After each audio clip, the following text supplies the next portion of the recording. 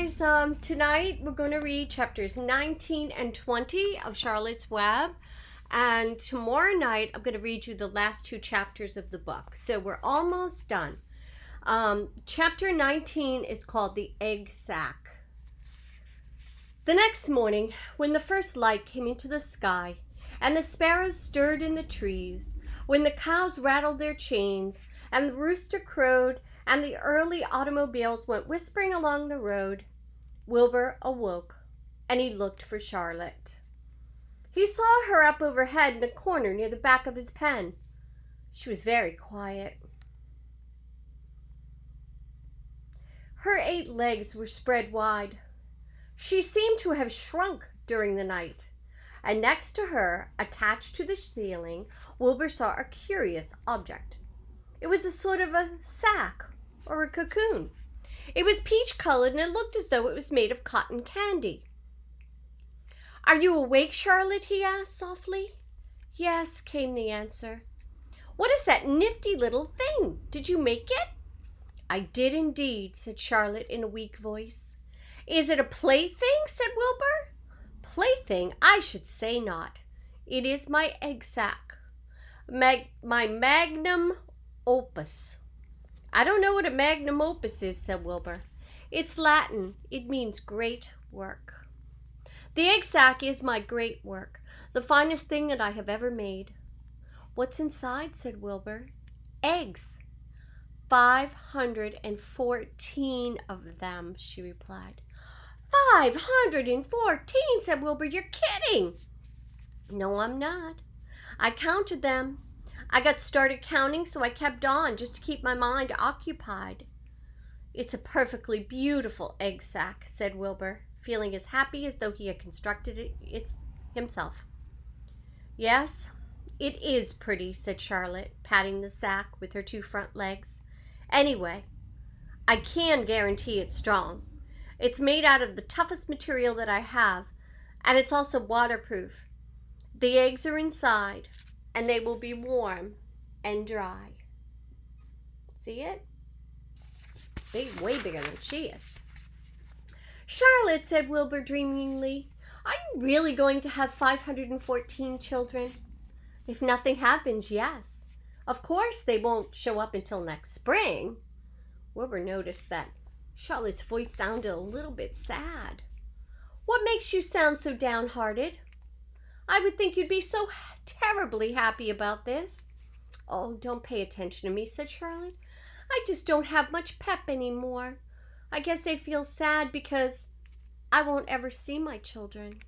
"What do you mean you won't see your children? Of course you will. We'll all see them. It's going to be simply wonderful next spring in the barn cellar with 514 baby spiders running around all over the place. And the geese will have a whole new set of goslings, and the sheep will have new lambs." "Maybe," said Charlotte. "However, I have a feeling I'm not going to see the results of last night's efforts. I don't feel good at all. I think I'm languishing, to tell you the truth." Wilbur did not understand the word languish, and he hated to bother Charlotte by asking her to explain, but he was so worried he felt he had to ask. "What does languishing mean?" "It means I'm slowing up. I'm feeling my age. I'm not young anymore, Wilbur. But I don't want you to worry about me. This is your big day today. Look at my web. Doesn't it show up well with the dew in it?" Charlotte's web never looked more beautiful than it looked this morning. Each strand held dozens of bright drops of early morning dew, and the light from the east struck it and made it all plain and clear. It was a perfect piece of designing and building.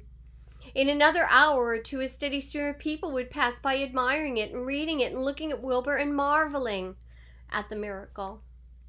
As Wilbur was studying the web, a pair of whiskers and a sharp face appeared, and slowly Templeton dragged himself across the pen and threw himself down in the corner. "I'm back," he said. "What a night!" The rat was swollen to twice his normal size. His stomach was as big around as a jelly jar. He looked pretty content after all that eating at the fairgrounds. "What a night," he said. "What feasting and carousing. A real gorge. I must have eaten the remains of 30 lunches. Never have I seen such leavings, and everything well ripened and seasoned with the passage of time and the heat of the day. Oh, it was rich, my friends, rich, I tell you. You ought to be ashamed of yourself, said Charlotte. It would serve you right if you had an acute attack of indigestion. Ah, don't worry about my stomach, said Templeton. It can handle anything. And by the way, I get some bad news. As I came past the pig next door, the one that calls himself Uncle, I noticed a blue tag on the front of his pen. That means he won first prize. I guess you're licked, Wilbur. You might as well relax. Nobody's going to hang any medal on you. Furthermore, I wouldn't be surprised if Zuckerman changes his mind about you. Wait till he gets a hankering from fresh pork and some smoked ham and some crisp bacon. He'll take the knife to you, my boy. Be still, Templeton, said Charlotte. You're too stuffed and bloated to know what you're saying. Don't pay any attention to him, Wilbur. Wilbur tried not to think about what the rat had just said. He decided to change the subject. Templeton, said Wilbur, if you weren't so dopey, you would have noticed that Charlotte has made an egg sack. She's going to be a mom. And for your information, there are 514 eggs in that peachy little sack. Is that true? Asked the rat, eyeing the sack suspiciously. Yes, it's true, sighed Charlotte. Well, congratulations, said Templeton. This has been a night. He closed his eyes, pulled some straw over himself, and dropped off into a deep sleep. Wilbur and Charlotte were glad to be rid of him for a while. At 9 o'clock, Mr. Arable's truck rolled into the fairgrounds and came to a stop at Wilbur's pen, and everybody climbed out. Look, cried Fern, look at Charlotte's web. Look what it says. The grown-ups and the children joined hands and stood there studying the new sign. Humble, said Mr. Zuckerman. Now isn't that just the word for Wilbur? Everybody rejoiced to find that the miracle of the web had been repeated. Wilbur gazed up lovingly into their faces. He looked very humble and very grateful. Fern winked at Charlotte. Lurvy soon got busy. He put a bucket of warm slops into the trough, and while Wilbur ate his breakfast, Lurvy scratched him gently with a smooth stick. Wait a minute, cried Avery. Look at this. He pointed to the blue tag on Uncle's pen. This pig won first prize already. The Zuckermans and the Arables stared at the tag, and Mrs. Zuckerman began to cry. Nobody said a word. They just stared at that tag. Sorry, I just got to pull the camera back up. Sorry, guys. They just stared at the tag. And they stared at Uncle. And they stared at the tag again. And Lurvy took out an enormous handkerchief, and he blew his nose very loud. So loud, in fact, that the noise was heard by stable boys over in the horse barn. Can I have some money? Asked Fern. I want to go to the Midway. You stay right where you are, said her mother, and tears came to Fern's eyes. What are you crying about? Asked Mr. Zuckerman. Let's get busy, Edith. Bring the buttermilk. Mrs. Zuckerman wiped her eyes with her handkerchief, went to the truck, and came back with a gallon jar of buttermilk. Bath time, said Zuckerman cheerfully. He and Mrs. Zuckerman and Avery climbed into Wilbur's pen, and Avery poured the buttermilk on his head and on his back, and as it trickled down his sides and cheeks, Mr. and Mrs. Zuckerman rubbed it into his hair and skin, and passersby stopped to watch. Pretty soon, quite a crowd had gathered, and Wilbur grew beautifully white and smooth. The morning sun shone through his pink ears. He isn't as big as the pig next door, said a bystander, but he's cleaner. That's what I like. So do I, said another man. He's humble, too, said a woman reading the sign on the web. Everyone who visited the pig pen had a good word to say about Wilbur. Everyone admired the web, and of course, nobody noticed Charlotte. Suddenly, a voice was heard on the loudspeaker. Attention, please, it said. Will Mr. Homer Zuckerman bring his famous pig to the judge's booth in front of the grandstand? A special award will be made there in 20 minutes. Everyone is invited to attend. Crate your pig, please, Mr. Zuckerman. Report to the judge's booth promptly. For a moment after this announcement, the Arbles and the Zuckermans were unable to speak or move. Then Avery picked up a handful of straw and threw it high in the air and gave a loud yell. The straw fluttered down like confetti into Fern's hair, and Mr. Zuckerman hugged Mrs. Zuckerman, and Mr. Arble kissed Mrs. Arble, and Avery kissed Wilbur, and Lurvy shook hands with everybody. Fern hugged her mother, and Avery hugged Fern, and then Mrs. Arble hugged Mrs. Zuckerman. Up overhead, in the shadows of the ceiling, Charlotte crouched unseen. her front legs encircling her egg sac. Her heart was not beating as strongly as usual, and she felt weary and old. But she was sure at last that she had saved Wilbur's life, so she felt peaceful and content. "We have no time to lose," shouted Mr. Zuckerman. "Lurvy, help with the crate." "Can I have some money?" asked Fern. "You wait," said Mrs. Arble. "Can't you see everyone's busy?" "Put that empty buttermilk jar into the truck," commanded Mr. Arble. Avery grabbed the jar and rushed to the truck. "Does my hair look all right?" asked Mrs. Zuckerman. "Looks fine," snapped Mr. Zuckerman as he and Lurvy set the crate down in front of Wilbur. You didn't even look at my hair," said Mrs. Zuckerman. "You're right, Edith," said Mrs. Arble. "Just keep calm." Templeton, asleep in the straw, heard the commotion and woke. He didn't know exactly what was going on, but when he saw the men shoving Wilbur into the crate, he made up his mind to go along. He watched his chance, and when no one was looking, he crept into the crate and buried himself in the straw at the bottom. "All ready, boys," cried Mr. Zuckerman. "Let's go." He and Mr. Arble and Lurvy and Avery grabbed the crate, boosted it over the side of the pen and up into the trunk. Fern jumped aboard, and she sat on top of the crate. She still had straw in her hair, and she looked very pretty and excited. And Mr. Arble started the motor, and everyone climbed in, and off they drove to the judge's booth in front of the grandstand. And as they passed the Ferris wheel, Fern gazed up at it and wished she were in the top seat with Henry Fussy at her side. Chapter 20, The Hour of Triumph. "Special announcement," said the loudspeaker in a pompous voice. "The management of the fair takes great pleasure in presenting Mr. Homer L. Zuckerman and his famous pig. The truck bearing this extraordinary animal is now approaching the infield. Kindly stand back. Give the truck room to proceed. In a few moments, the pig will be unloaded in a special judging ring in front of the grandstand where a special award will be made. Will the crowd please make way and let the truck pass? Thank you." Wilbur trembled when he heard this speech. He felt happy but dizzy. The truck crept along slowly in low speed, and crowds of people surrounded it, and Mr. Arble had to drive very carefully in order not to run over anybody. At last he managed to reach the judge's stand. Avery jumped out and lowered the tailgate. "I'm scared to death," whispered Mrs. Zuckerman. "Hundreds of people are looking at us." "Cheer up," replied Mrs. Arble. "This is fun." "Unload your pig, please," said the loudspeaker. "All together now, boys," said Mr. Zuckerman. Several men stepped forward from the crowd to help lift the crate. Avery was the busiest helper of all. "Tuck in your shirt, Avery," cried Mrs. Zuckerman. "Tighten your belt. Your pants are falling down." "Can't you see I'm busy?"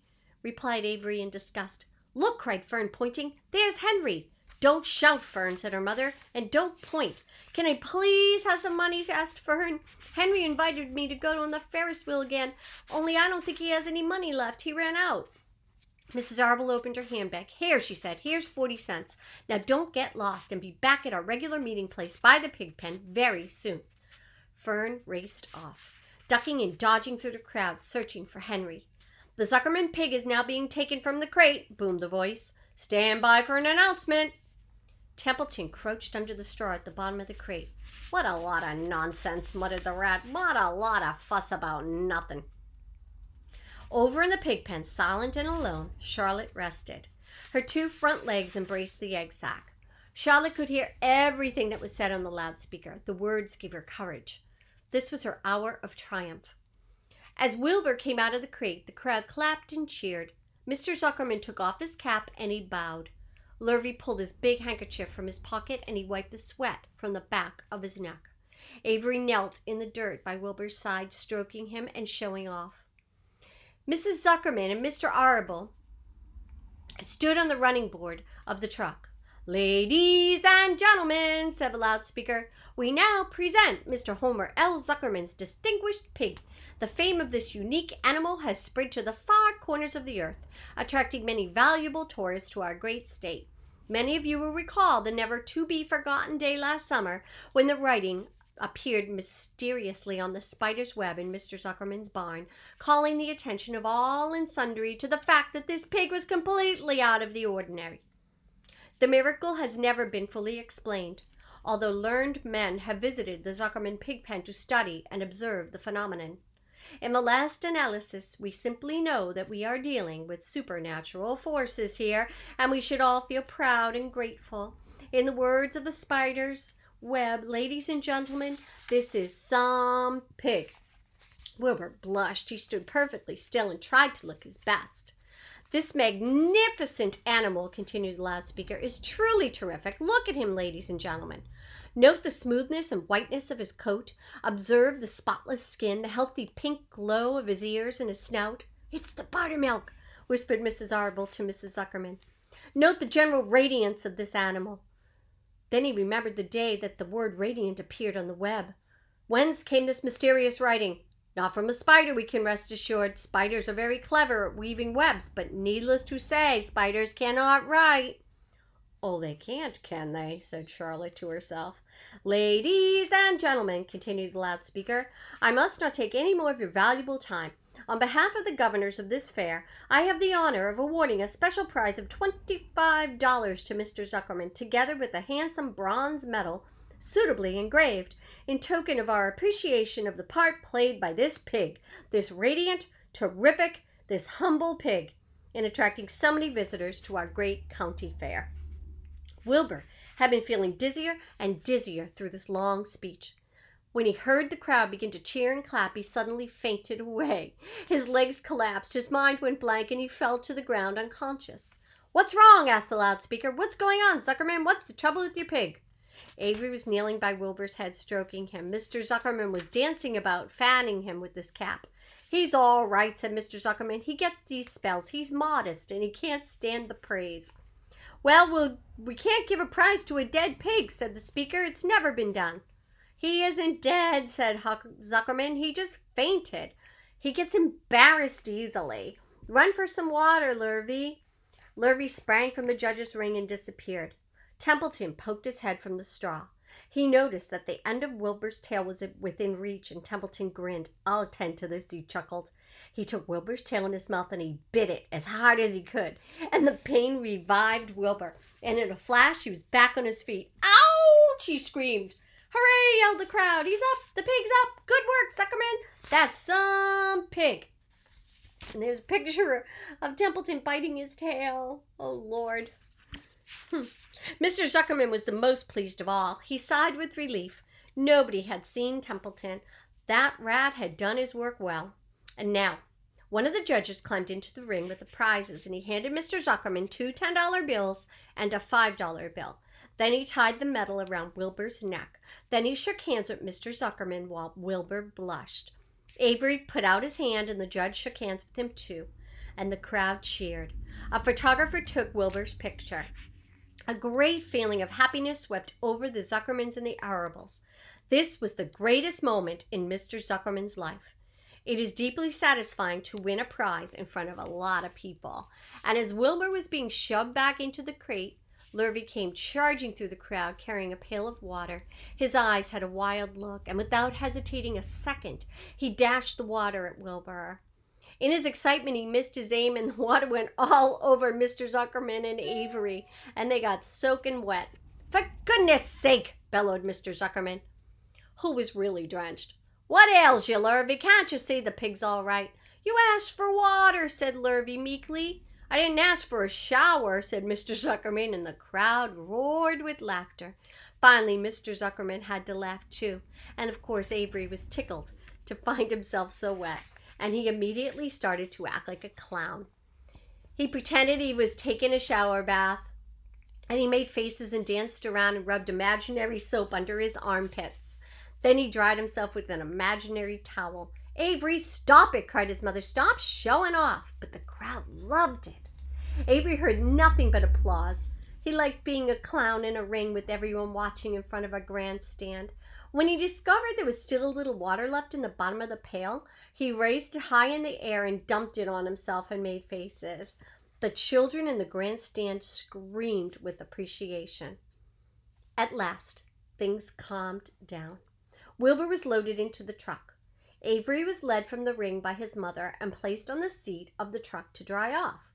The truck, driven by Mr. Arable, crawled slowly back to the pig pen. Avery's wet trousers made a big wet spot on the seat of the truck. And that's the end for tonight. So tomorrow night, get ready because we're going to finish the book. We have 2 more chapters to go. And I'm dying to see what's going to happen with Charlotte and what's going to happen with her egg sac. And should be good. So I'll see you tomorrow night. Bye.